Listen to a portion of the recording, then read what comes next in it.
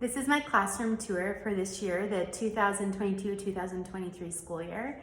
So when you come into our school, it's a long hallway down the middle of the building. There's the chapel over here. The hallway runs end to end, and on this side of the hallway there are bathrooms and then our classroom. On this board we have a goals board. We still don't have a label up, but we did write our September goals. And we also have a parent communication board. Just says what hymns we're learning, what units we're in, and it also has a calendar so they know what days are off. I have a hook, but we do not put student names above the hook anymore because we did that last year and they kind of just go wherever they want, and that's fine. We have some outdoor classroom games. So this is if they want to play soccer, but there's also some card games and things. So at recess, they have something to do. This is our classroom door, and we have a little sign on it that we flip over, like a store that says open or closed, so they know if they're free to come into the room. The posters are held on by magnets, so we can take them inside of the classroom whenever there's a really long break. We keep a clock on the outside because they're very good at reading the time and they know what time they're supposed to be here or where they're supposed to be. We also have an art board that we've put up our first project. We are learning about Africa this month. Every month we have a storybook theme and we try to incorporate our art projects into that. So it's an African art project. Inside of the classroom, I have my little bells. So this was given to me by somebody a long time ago and they've always hung on the door of my classroom so I can hear when people are coming and going. We have our fall stickers up. And right beside the door, we have our agenda board. So this flip chart flips over for each basic classroom block, like the next page would have about writing, so that they know kind of what the timetable looks like. They have a rundown of what we would normally do in a writing block. This is the good morning one. It just has today's agenda message. It also always has our classroom rules, our top 10 inspired by the 10 commandments. Then we have our back room, which is where the photocopier is kept. We also have a little mini fridge, a coffee machine, and lots of shelves in this classroom, which is wonderful for all my teacher supplies. It's where I can keep my computer since it's not allowed to be in the classroom. Our year plan post-its, just so I know where we were each year, is in here as well.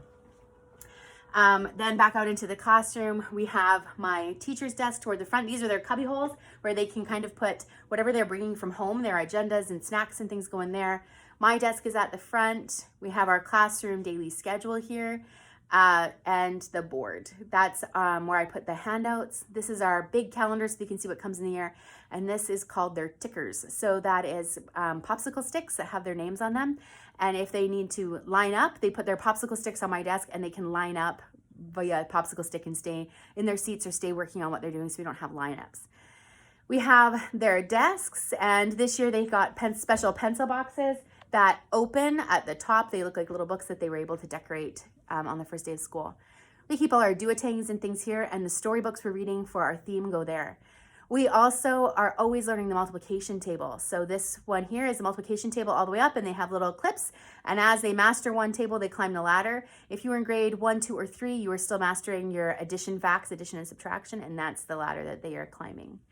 We have at the back of the classroom a ton of teacher resources and some student resources as well along the bottom. Those are all art materials and that kind of thing. This is not allowed to help yourself. You have to ask first. But we do have down here what's called the help yourself shelf. And that's all classroom shared supplies. So if they need a highlighter or a pencil, they can get one for themselves. At the back of the classroom, we have their mailboxes. So on the top are like different types of papers, white paper, grid paper, lined paper, colored paper. And on the bottom is their personal mailbox where they can keep their binder. And it's also where if I have to hand back work, I put it there instead of on their desk. We have the toy bin for when there's an inside recess. This is the littles bin. So students who still do not know how to read or write leave the classroom for 2 periods a day to go across the hall into the church to learn with the classroom IA, their sound associations and that kind of thing so that they can more readily participate with the group. But we do try to stay together as much of the day as we possibly can. This is the IA's classroom desk. This is our middle library. This is where we put books that need to be shelved. And this is the littles library, so storybooks. On top of the littles library, we have our classroom pet, our fish named Elakim, and we have any textbooks that we're using right now. So we're doing the Mystery of History as part of social studies. Ice Slide Winter is our reading comprehension. And every year we start the year by reading a version of Pilgrim's Progress. And this is the version that we're reading for this September.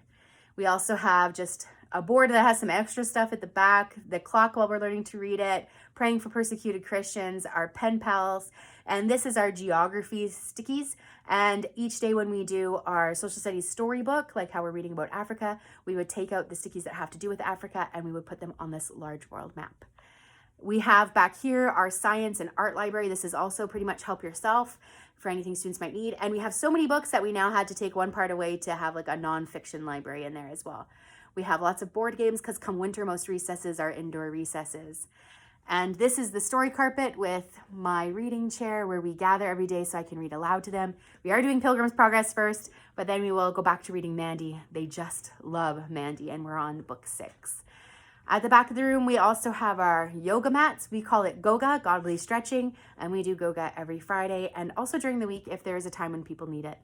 Underneath, we have our classroom sheets. We use that on Friday. We build reading forts, and so those are all the sheets that we use to build our forts around our desks with our clothespins. And I think that's the general classroom for this year. That covers everything. Where I hang my coat.